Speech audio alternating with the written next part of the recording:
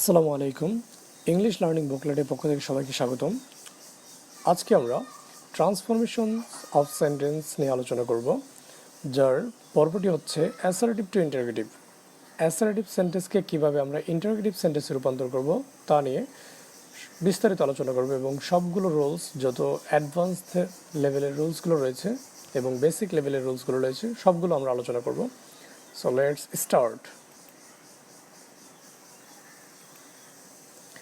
প্রথমে আমাদের স্ট্রাকচার জানতে হবে। দুইটা সেন্টেন্স অ্যাসার্টিভ এবং ইন্টারোগেটিভের যে স্ট্রাকচার, এই স্ট্রাকচারগুলো আমাদের জানতে হবে। যেমন অ্যাসার্টিভ সেন্টেন্সের স্ট্রাকচার হচ্ছে, আমরা জানি subject plus verb plus object. Assertive সেন্টেন্সে সবসময় সাবজেক্ট ভার্ব অবজেক্ট এই স্ট্রাকচার মেনে চলে। এক্সাম্পল হলো, হি রাইটস এ লেটার। হি হচ্ছে এখানে সাবজেক্ট, রাইটস হচ্ছে ভার্ব, আর এ লেটার হচ্ছে অবজেক্ট। ওকে, তাহলে এই সেন্টেন্সটি হচ্ছে অ্যাসার্টিভ সেন্টেন্স। তারপরে দে আর প্লেয়িং ফুটবল। দে হচ্ছে সাবজেক্ট, আর প্লেয়িং হচ্ছে ভার্ব, ফুটবল হচ্ছে অবজেক্ট। তাহলে এই সেন্টেন্সগুলো হচ্ছে আমাদের অ্যাসার্টিভ। ওকে, তারপরে ইন্টারোগেটিভের স্ট্রাকচার হচ্ছে WH ওয়ার্ড, যেটা সকল সেন্টেন্সে নাও থাকতে পারে, কিন্তু আমাদের স্ট্রাকচারের মধ্যে এটা আমরা রেখে দিলাম। WH word plus do did does, যে কোনো অক্সিলারি, ডু ডিড ডাজ অথবা যে কোনো অক্সিলারি ভার্ব। তারপর হচ্ছে সাবজেক্ট বসবে এখানে, তারপরে সাবজেক্ট, তারপরে মেইন ভার্ব, তারপরে অবজেক্ট।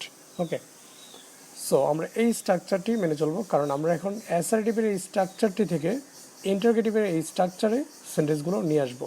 ওকে, ইন্টারোগেটিভ সেন্টেন্সের এক্সাম্পল হলো, what are you doing in the morning. এখানে হোয়াট হচ্ছে আমাদের WH ওয়ার্ড, এবং আর হচ্ছে অক্সিলারি ভার্ব, এবং ইউ হচ্ছে সাবজেক্ট, আর ডুইং হচ্ছে মেইন ভার্ব, এবং ইন দ্য মর্নিং হচ্ছে আমাদের এখানে অবজেক্ট। ওকে, তারপরে did he went to play yesterday. এখানে ডিড হচ্ছে আমাদের এখানে ডু ডিড ডাজের যে স্ট্রাকচার ওইটা, আর হি হচ্ছে সাবজেক্ট, ওয়েন্ট হচ্ছে মেইন ভার্ব, এবং টু প্লে ইয়েস্টারডে এগুলো হচ্ছে আমাদের এক্সটেনশন বা অবজেক্ট হিসেবে আমরা ধরতে পারি। তাহলে এই সেন্টেন্সগুলো হচ্ছে আমাদের ইন্টারোগেটিভ সেন্টেন্স। এখন আমাদের কাজ হচ্ছে সেন্টেন্সকে অ্যাসার্টিভের এই স্ট্রাকচার থেকে ইন্টারোগেটিভের এই স্ট্রাকচারে আমরা নিয়ে আসবো। ওকে, আমরা জানি ইন্টারোগেটিভের সাবজেক্ট বসে অক্সিলারি ভার্বের পরে। ওকে, অক্সিলারি ভার্বের পরে আমাদের সাবজেক্ট বসে, আর ইন্টারোগেটিভ সেন্টেন্সে সাবজেক্টের আগে আমাদের অক্সিলারি দিতে হয়। ওকে, তাহলে এই স্ট্রাকচারটি আমাদেরকে মেনে চলতে হবে। ওকে, মুখস্থ করে ফেলবো এই স্ট্রাকচার। দেন দেখি,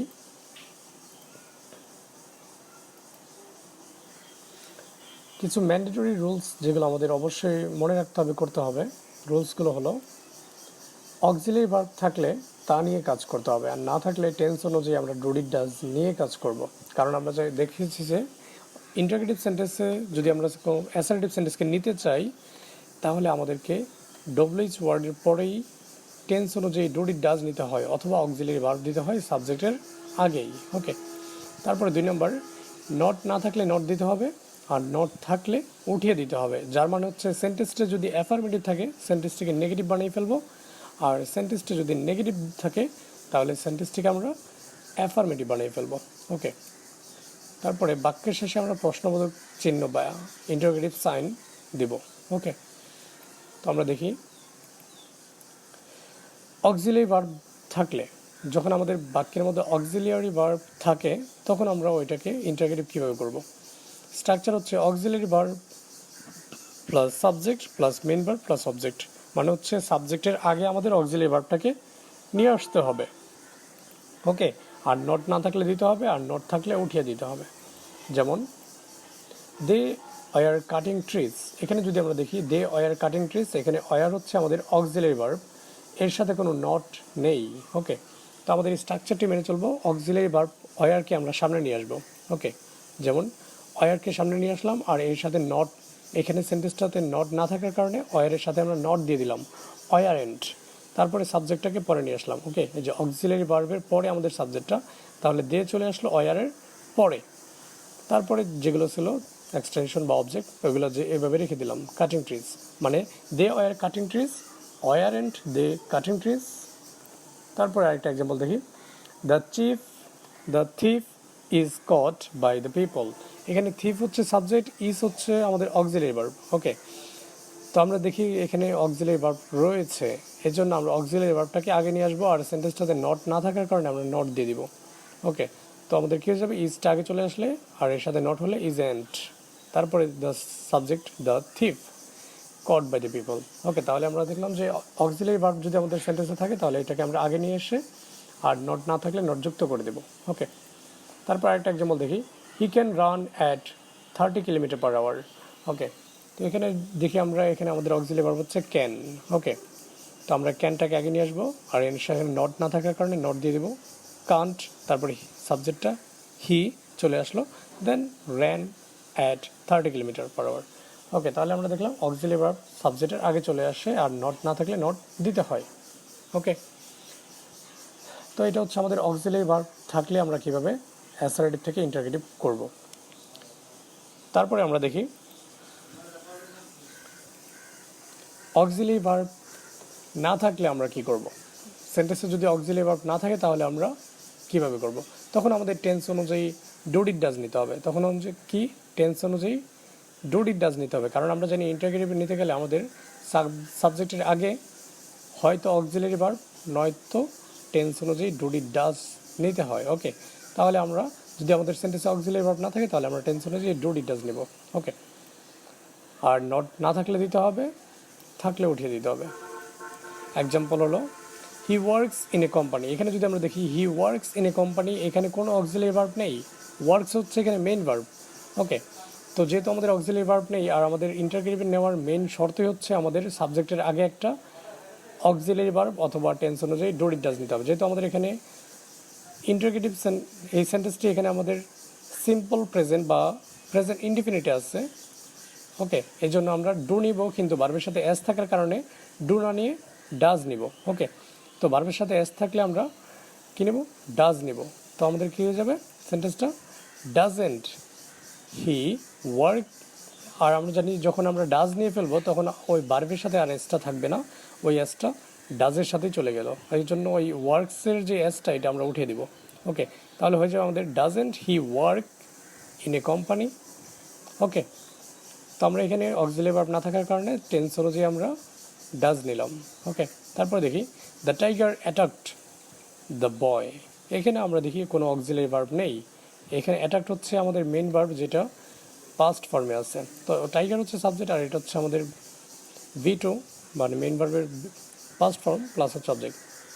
তো যেহেতু আমাদের অক্সিলারি ভার্ব নেই এই জন্য আমাদের টেন্স অনুযায়ী এখানে ডু ডিড ডাজ থেকে আমরা ডিড নিব। ওকে, আর নট না থাকার কারণে নট দিব, মানে হচ্ছে ডিডেন্ট, ডিডেন্ট। ওকে, যেহেতু আমাদের অক্সিলারি ভার্ব নেই এই জন্য টেন্স অনুযায়ী আমরা কি নিলাম, ডিড, আর নট না থাকার কারণে নট দিলাম। ওকে, ডিডেন্ট দ্য টাইগার অ্যাটাক। এখন দেখো এখানে আমাদের ইডিটা উঠে গেছে এখানে অ্যাটাক থেকে, কারণ ওই যে আমরা ডিড নেওয়ার কারণে এটা মনে রাখতে হবে যে ডিড নিলে, ডিড যদি আমরা নেই তাহলে মেন ভার্বটা হয়ে যায় always base form. Okay, main ভার্বটা কী হয়ে যায়, বেস ফর্ম হয়ে যায়, তারপরে object the cow boy. Okay, didn't the tiger attack the cow boy. তারপর আরেকটা এক্সাম্পল দেখি, religious people believe that life is an example. এখানে যদি আমরা দেখি এখানে রিলিজিয়াস পিপল হচ্ছে সাবজেক্ট, বিলিভ হচ্ছে মেইন ভার্ব, এখানে কোনো অক্সিলারি ভার্ব নেই। যেহেতু অক্সিলারি ভার্ব নেই আমরা টেন্স অনুযায়ী কী নিব, এখানে যেহেতু এটা প্রেজেন্ট ইনডিফিনিট আছে এই জন্য আমরা ডু নিব, আর নট না থাকার কারণে নট দেব ডোন্ট। তারপরে দে, সরি এখানে রিলিজিয়াস পিপল হবে ডোন্ট দে বা don't religious people believe that life is an exam.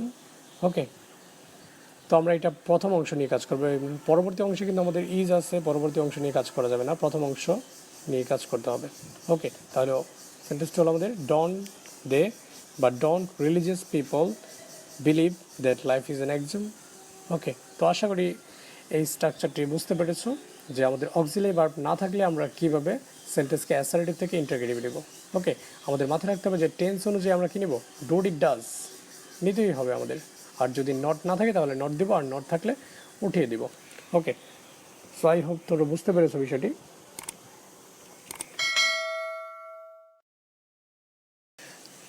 তারপর দেখি আমরা পরবর্তী স্ট্রাকচার।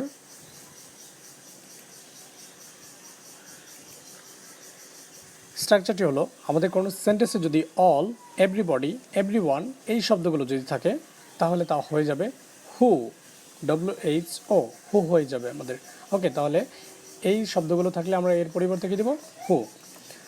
তাহলে স্ট্রাকচারটি হবে who plus do did does plus যে কোনো অক্সিলারি, তারপর হচ্ছে subject plus main verb plus object. Okay, তো আমরা এই স্ট্রাকচারটি মেনে চলবো। আর নট না থাকলে নট দিতে হবে, নট থাকলে উঠিয়ে দিতে হবে।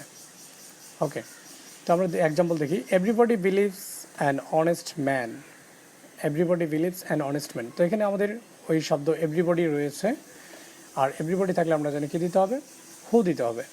তো অ্যান্সারটি হলো হু।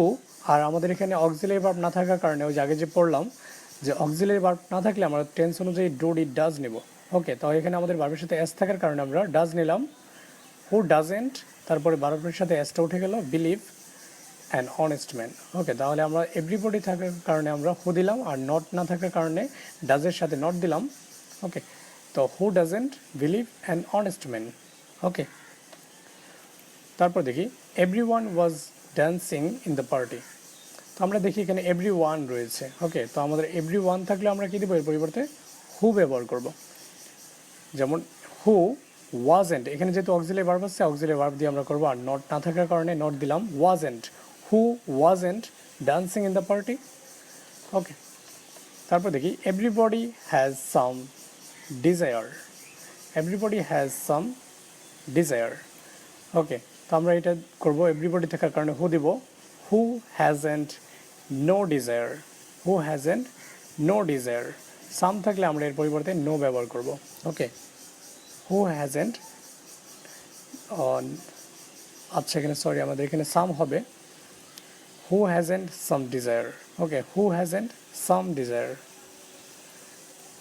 তারপর দেখি আমরা এভরিথিং থাকলে এর পরিবর্তে হোয়াট বসবে, এভরিথিং থাকলে এর পরিবর্তে কী বসবে, হোয়াট। স্ট্রাকচারটি হচ্ছে what plus do did does auxiliary verb plus হচ্ছে subject plus main verb plus object. Okay, এখানে সাবজেক্ট দিতে ভুল হয়ে গিয়েছিল,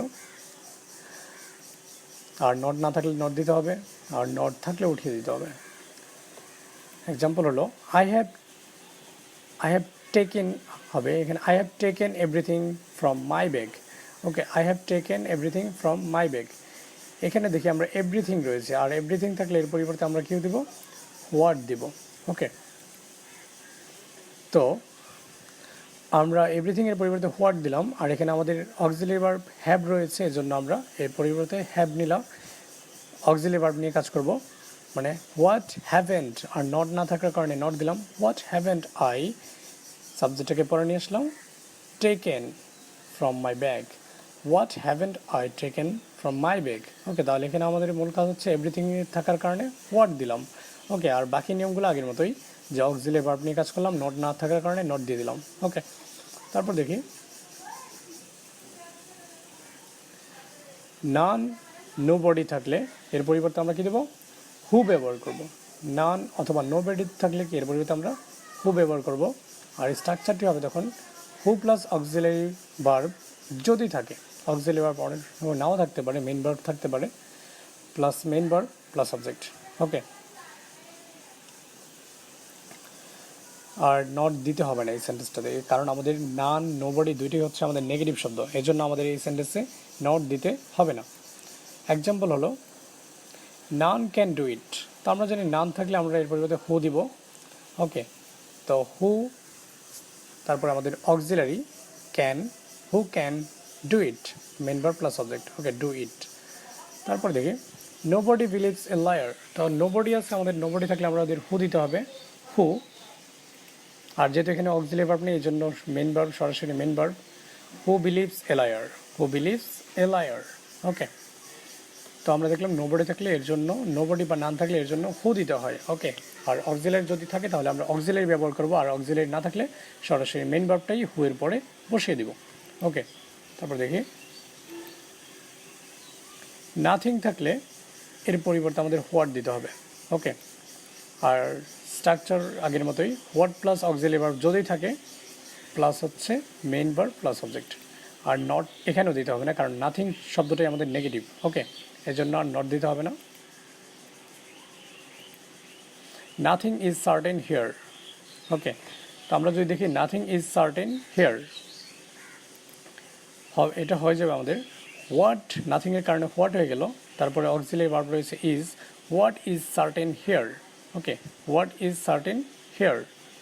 তারপরে আমরা দেখি নাথিং ইজ ইম্পসিবল, তো আমরা জানি নাথিংয়ের জন্য হোয়াট হয়ে যাবে, তো অ্যান্সারটি হবে হোয়াট ইজ ইম্পসিবল, ওকে। তারপরে আমরা জানি নেভার থাকলে এর পরিবর্তে এভার দিতে হবে, আর নো থাকলে হয়ে যাবে এনি, ওকে। এক্সাম্পল হলো I will never forget you, I will never forget you, তো আমাদের অ্যান্সারটি হবে উইল আই, অক্সিলারি থাকার কারণে অক্সিলারিটি আগে চলে আসবে, will I ever forget you, নেভারের কারণে কী হয়ে গেল আমাদের এভার হয়ে গেল, will I ever forget you. তারপর দেখি he has given me no value, no থাকলে হয়ে যাবে কি এনি হয়ে যাবে, তো অক্সিলারিটা হ্যাজ আগে চলে আসলো, has he given me any value, no থাকার কারণে কী হয়ে গেল এনি হয়ে গেল।